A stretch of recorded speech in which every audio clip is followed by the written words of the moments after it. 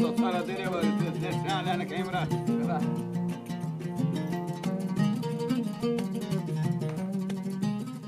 8 of our epic tour to Socotra Island, Yemen. Early morning goat's milk with Mohammed, the mayor of the village, who also runs the camp where we stayed overnight under a dragon blood tree, or what remains of it. The canopy of the tree had broken off in a storm. Too bad for the town's public meeting place.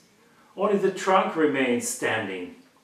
So they did the best they could. They planted a fig tree on the top of the skeleton trunk. This does not provide much shade, but in these early morning hours, sitting in the sun is perfectly fine. 3 cups of goat milk while Mohammed welcomes other members of our tour group and introduces us to the local people coming by.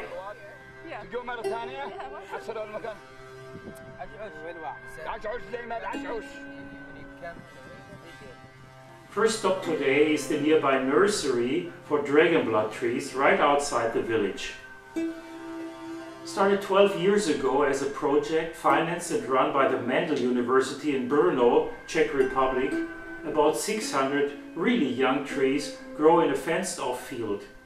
Even the oldest plants are hardly taller than 40 centimeters, giving us an idea of the slow pace of plant life in Socotra. And these young plants have hardly any resemblance with the grown-up dragon blood trees. The young trees look more like pineapples. The trunk or stem has not developed yet. And with the flowering cycles, which also defines the stages of growth, is 10 to 20 years. So it will still take very long time until these sensitive plants can be replanted to fill the gaps in the increasingly thinned out forest. It's an uphill battle, or rather a fight against a downward spiral.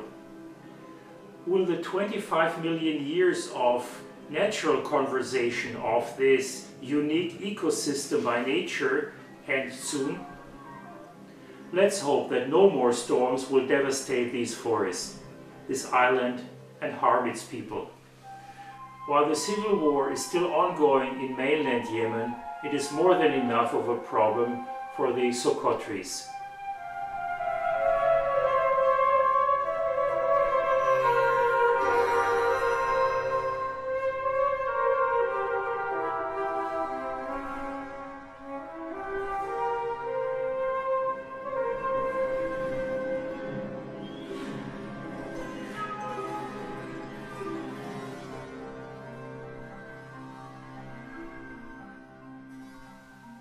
Along the way we see more relics of past times.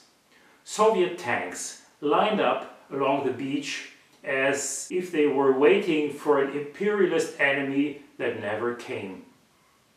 South Yemen was part of the communist sphere of influence until North and South Yemen reunified in 1990. However, with the current power struggle in mainland Yemen and the proxy war being fought there, the historic, ethnic and religious differences are becoming more pronounced again today. Here on Socotra, people are used to having changing rulers. One of our tour guides tells me how his grandfather first served the British under colonial rule and then the Soviets. In either case, he was doing well.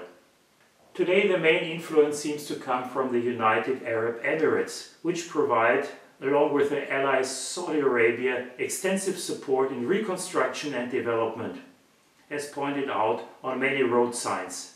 But seemingly this is more than just civil aid. The central government of Yemen is currently too exhausted to give much support to Socotra. So it is the UAE flag which is flown in many places, far more often than the flag of Yemen. And some flags from former South Yemen can also be seen today.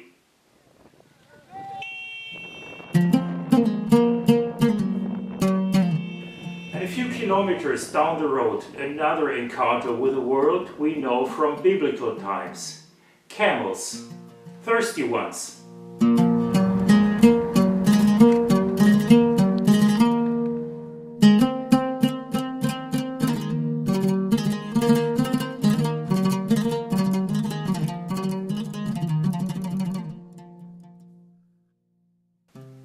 And this stop raises the excitement of photographers and videographers to new levels.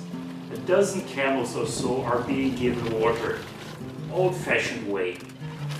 The bucket is lowered into the deep well, and as soon as the water is poured out, all of these long necks compete for the best place.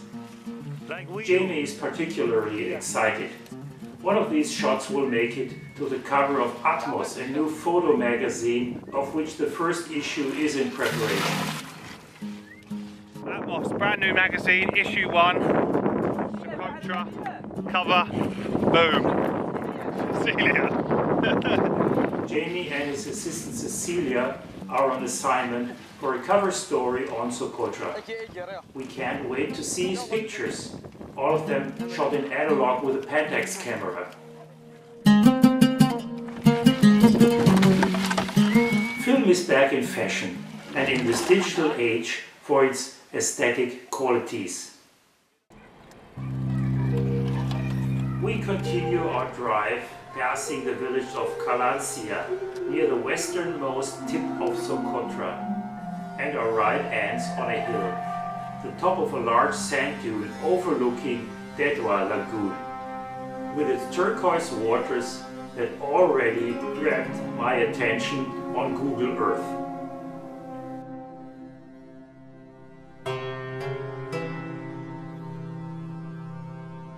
Kilometers of white beach, enjoyable surf, perfect weather, all for yourself. An absolute gorgeous scenery and one more highlight of this trip. After enjoying the waves and the swimming in the calm waters separated from the open sea by a sandbank, we walked to the other side of the lagoon. Okay, blisters from the hikes of the last days and sand between the toes are not a good mix. We are greeted by Abdullah, the caveman, who had caught 2 stingrays on his way coming here to accompany us to his dwelling place.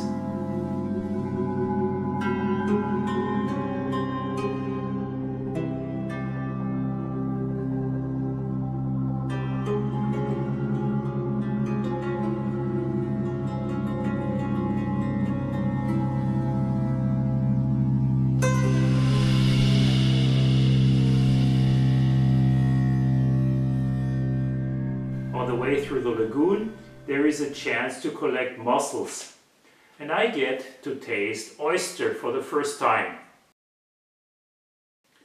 And it is time to form my own opinion about such delicacies.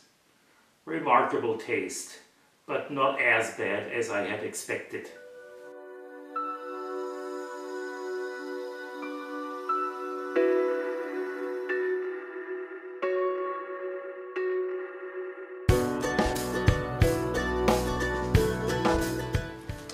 Abdullah's second home is the cave that we finally reach. He never went to school, but his self-taught English is quite good. If you will cook it liver, bring oil. After this meat with oil, it's very good.